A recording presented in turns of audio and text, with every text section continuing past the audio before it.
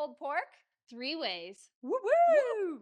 Okay, I've got the nachos. Yep. These are my kids' absolute favorite pulled pork nachos. Mhm. And so I'm gonna set them down because they're nice and warm.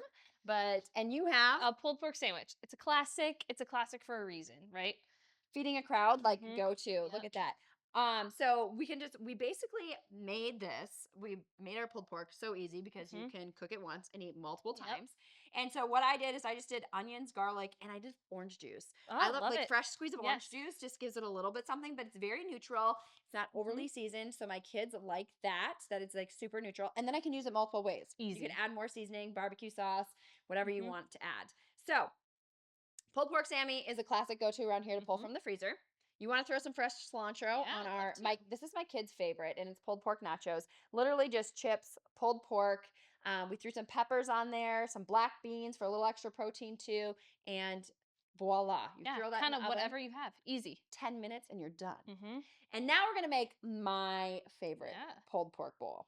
So let's make a pulled pork bowl. Okay. Yes? Yeah. Okay. You're gonna add some farro, and this Mhm. is just a grain. You could use any grain. I just cook Mhm. one grain every week in bulk and then use it multiple times. So I had farro prepped for the week. I cook it in bone broth to add a little protein Yep. too. I'm gonna massage our kale here because no one wants kale that's not No. massaged.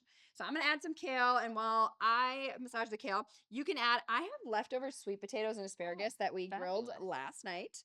So we're just gonna throw in some leftover chopped up asparagus, some leftover sweet potatoes that I had from last night to the bowl.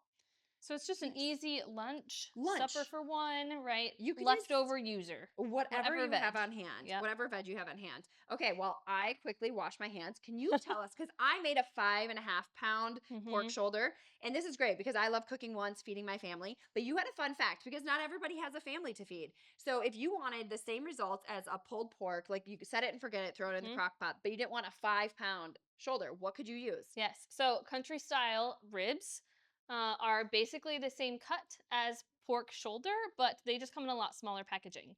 So if you're like me and my husband, we're a family of 3, but only 2 of us eat, right? So it's just a really easy way to have a smaller packaging. Same thing, you put it in the crock pot. It comes from the pig shoulder, which is where this comes from. The same kind of, it'll break down all of that good collagen and protein and fat. Yum. Hmm.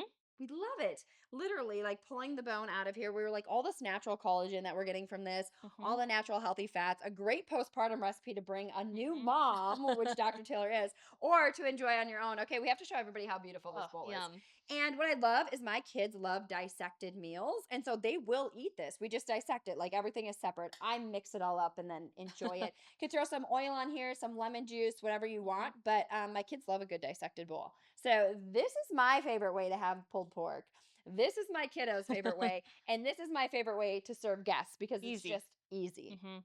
And that's 3 ways to enjoy pulled pork right from the crock pot that you can set and forget.